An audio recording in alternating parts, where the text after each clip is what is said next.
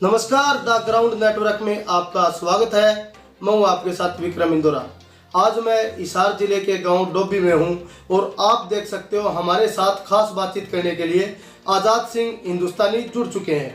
आज़ाद सिंह हिंदुस्तानी के अगर इतिहास की बात करें तो इनका संघर्ष जो है बेहद कठिनाइयों से और विपरीत परिस्थितियों से भरा रहा है। एक सामाजिक संस्था से जुड़ने के साथ साथ इन्होंने विभिन्न अखबारों में भी काम किया है और पत्रकारिता से भी जुड़े रहे हैं और सामाजिकता के क्षेत्र में ये 4 बार जो है राष्ट्रीय पुरस्कार से नवाजे गए हैं, 1 बार अंतर्राष्ट्रीय पुरस्कार से नवाजे गए हैं। वो कौन कौन से पुरस्कार है जिनसे इनको नवाजा गया है, आज की जो खास पड़ताल है, ग्राउंड रिपोर्ट है, हम आपको सीधे लिए चलते हैं आज़ाद सिंह हिंदुस्तानी के पास। जी आज़ाद सिंह जी, आपका स्वागत है। जी धन्यवाद जी। सबसे पहले तो मैं द ग्राउंड नेटवर्क की टीम का धन्यवाद करना चाहूँगा कि वो आज इतना यहाँ पहुँचे हैं हमारे गांव में डोभी में स्पेशल हमारी ग्राउंड रिपोर्ट दिखाने के लिए, क्योंकि सबसे बड़ी जो बात है वो आती है तो एक जो सामाजिक ताना बाना होता है उसकी जब कोई समाज से भी आवाज़ उठाता है तो उनको जब मीडिया के क्षेत्र में बहुत ही कम जगह मिल पाती है। तो इसके लिए मैं आपकी पूरी टीम का धन्यवाद करना चाहूँगा कि आप गाँव में आए और हमारी आवाज़ सुनने के लिए। जी आज़ाद सिंह हिंदुस्तानी जी, सबसे पहला जो प्रश्न है, आपके जो हिंदुस्तानी नाम के पीछे जो शब्द लगाने का क्या उद्देश्य रहा होगा? जी सबसे पहले तो मैं बताना चाहूँगा कि अब मैं अपने नाम के पीछे हिंदुस्तानी लगाता हूँ, आज़ाद सिंह हिंदुस्तानी। उसमें क्या है कि जैसे मेरा जन्म हुआ उस टाइम पे जब 5 दिन का जो नामकरण करते हैं गांव के अंदर, तो हमारी एक सामाजिक रीति रिवाज है, पंडित को बुलाया जाता है गाँव में। तो घर में पंडित जी को बुलाया गया। पंडित जी ने जो हमारा राशि वगैरह देख के बोले भी मैं राशि पे नाम रखो। तो मेरे पिताजी ने बोले भी ठीक है, आपने अपना जो एक रीति रिवाज था वो पूरा किया, आपने अपनी परंपरा निभाई है, लेकिन मेरा बेटा है, मैंने जन्म दिया है तो इसका नामकरण भी मैं खुद ही करूँगा और मैं मेरे बेटे का नाम आज़ाद सिंह रखूँगा।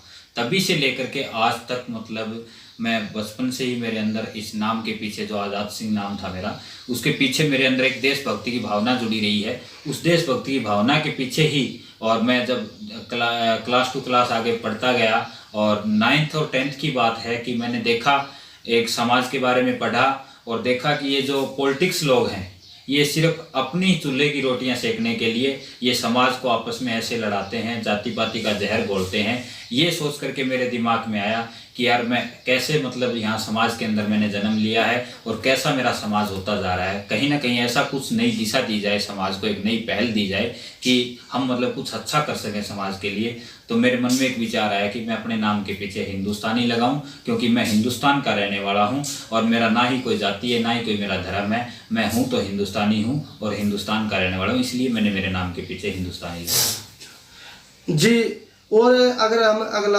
आपसे क्वेश्चन करें, एक सामाजिक कार्यकर्ता के तौर पे आप कितना मानते हो कि इस देश के विकास में एक सामाजिक कार्यकर्ता का बहुत बड़ा रोल रहता है? जी, अब सामाजिक कार्यकर्ता का रोल की बात जब करते हैं तो बहुत 0% रहता है, क्योंकि अक्सर हमारे से यही पूछा जाता है कि आपका आमदनी का स्रोत क्या है। तो उसमें मैं यदि सहयोग की बात करूं तो सिर्फ समाज के लोग जो इस चीज़ को समझते हैं कि वास्तव में ये समाज के लिए काम कर रहे हैं, गांव के लिए काम कर रहे हैं, वही लोग हमारे को कोऑपरेट करते हैं, वो अपनी आजीविका में से हमारे को सहयोग करते हैं।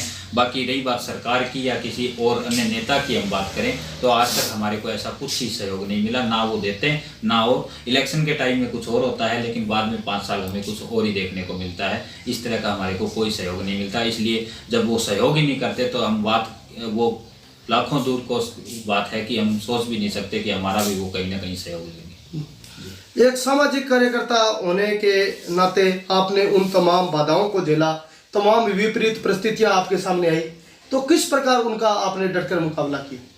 देखिए, जब मैंने इसकी शुरुआत की कि भी मैं समाज के लिए कुछ करूं, तो आज से 5 साल पहले हमने एक शहीद आजम भगत सिंह यूथ क्लब के नाम से एक संगठन की स्थापना की गांव के अंदर, और करीबन 80 मेंबर यानी 80 मेंबर के आसपास उस संगठन के अंदर हमारे साथ जुड़े और हमने शुरुआत की कि हम भगत सिंह की विचारधारा को समाज के अंदर फैलाएंगे, इस विचारधारा पे काम करेंगे।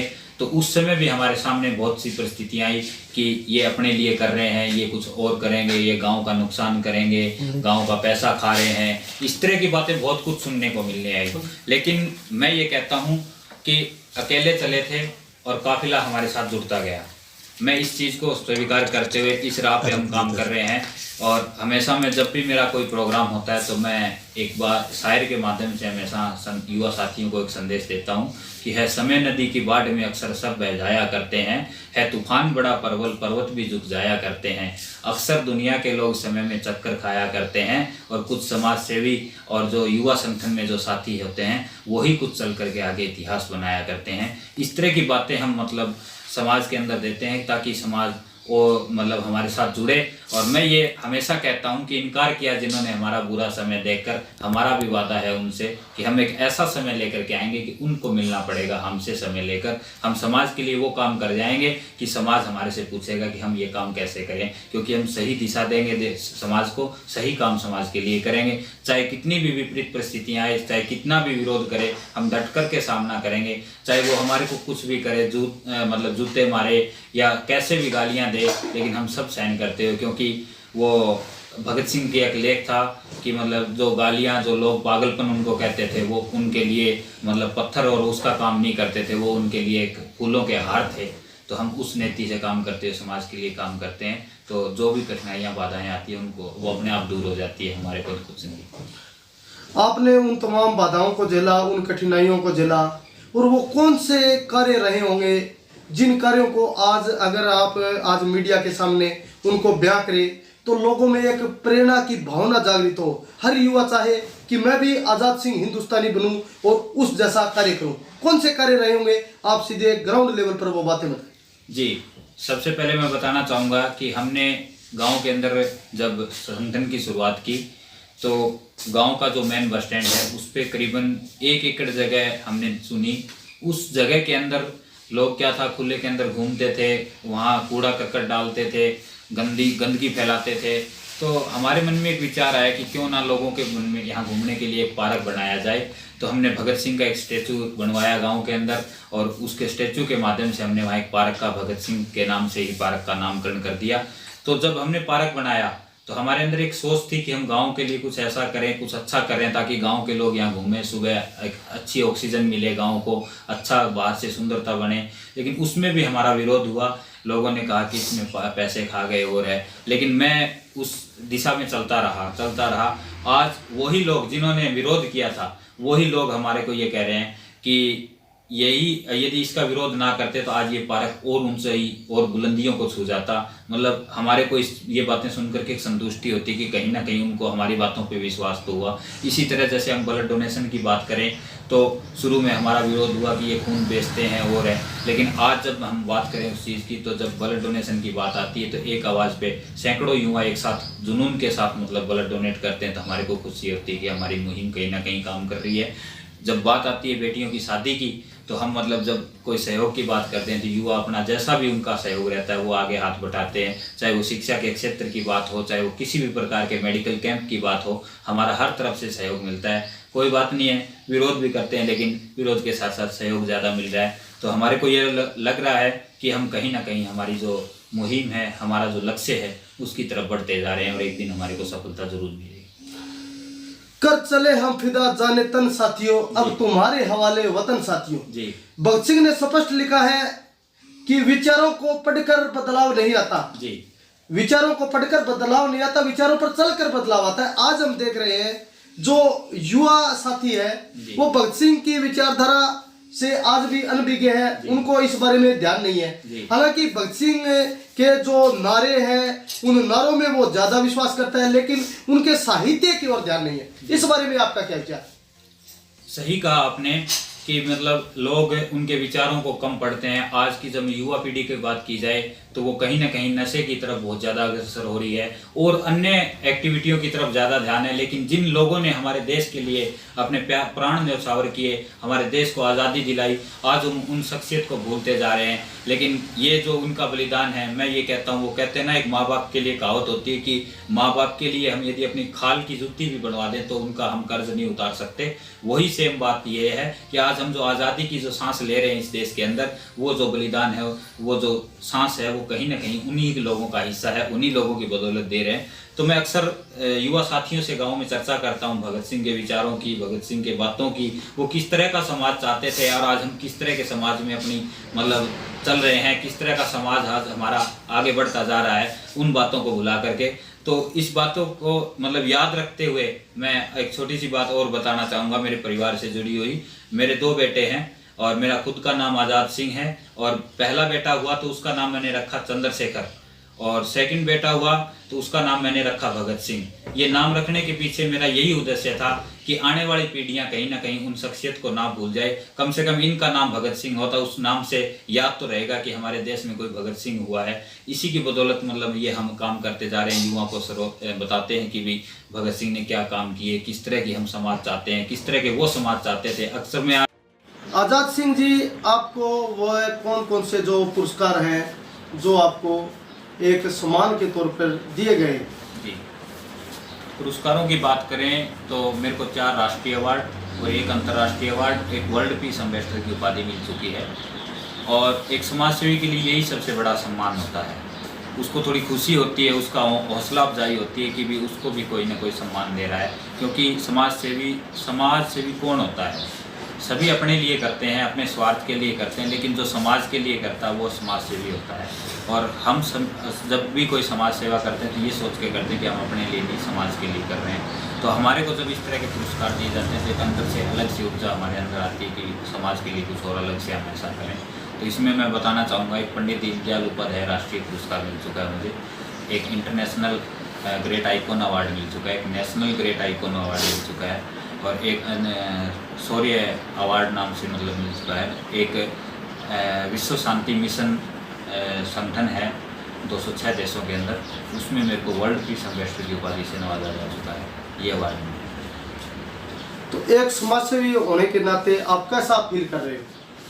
मैं तो ये कहता हूँ कि ठीक है, लोगों के पास बहुत धन है, बहुत मतलब धन दौलत सब कुछ है, लेकिन मैं जहाँ तक मानता हूँ कि जो वो लोग इतने ऐशो आराम से रहते हैं, लेकिन उसके बाद में जब सोने की बात आती है तो शायद उनसे हम कहीं अच्छा बेहतर महसूस करते हैं। क्योंकि जब हम सुबह से लेकर शाम तक एक भी गरीब आदमी की हम मदद करते हैं तो शाम को जब सोने का टाइम होता है तो हमारे को इतनी अच्छी नींद आती है, इतना अच्छा हमारे को महसूस होता है कि देखो आज उस ऊपर वाले की नज़र में या मतलब परमात्मा की नज़र में या मालिक की नज़र में या जिसके समाज की नज़र में हमने एक आदमी का, ऐसे आदमी का भला किया जो मतलब वो हमारे मतलब सहयोग से उसके अंतरात्मा को खुशी हुई, ये चीज़। आज़ाद सिंह जी, मैं आपसे अंतिम प्रश्न जो है पूछ रहा हूँ, जिस तरीके से चाहे ये बात है सुभाष चंद्र बोस की हो, भगत सिंह की रही हो, अगर हम भगत सिंह की विचारधारा की बात करें तो भगत सिंह ने जो सभी जो देश के नागरिक हैं उनको नास्तिकवाद की ओर, वैज्ञानिक दृष्टिकोण की ओर बढ़ने को कहा। तो आज का जो हम युवा देख रहे हैं कहीं ना कहीं वो आज भी अंधविश्वास और पाखंडवाद के दलदल में जो है घुसा हुआ है जी। उनको निकलने के लिए क्या करना चाहिएगा? वो कौन से जो भगत सिंह के तर्क हैं उन तर्कों को अपनाना पड़ेगा, ये बात थोड़ी बताएं। भगत सिंह ने मतलब जहाँ भी बात की है तो वो नास्तिकता की बात की है। भगत सिंह ने साफ कहा है कि मैं नास्तिक हूँ, ना ही मैं आस्तिक हूँ, ना ही मैं वास्तविक, मतलब उन्होंने अपनी जो बात बताई है वो नास्तिक के रूप में बताई है। तो उसमें हम कहीं ना कहीं देखते हैं कि ऐसी क्या बात हुई कि भी मतलब उन्होंने भगवान को नहीं माना।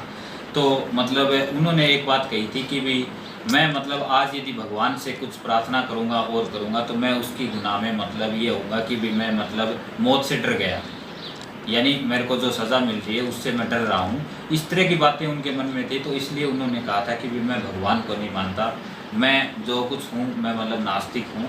तो उन्होंने समाज को मतलब एक नई दिशा देने का काम किया। उन्होंने हमेशा कहा कि भी मतलब आप देवी देवताओं को और कोई सबको छोड़ करके मतलब कुछ ऐसा काम करिए जो समाज हित की बात हो, एक गरीब कमेरे वर्ग की बात आए उसके अंदर, एक मजदूर की वर्ग बात आए, उसमें हम नास्तिकता हमारे अंदर होगी तो ही हम उस समाज का बीड़ा उठा सकते हैं। यदि हम अंधविश्वास की बात करें तो आज सबसे ज़्यादा जो संलिप्त है वो हमारा गरीब का मेरा मजदूर वर्ग है, वही इसके अंदर संलिप्त है।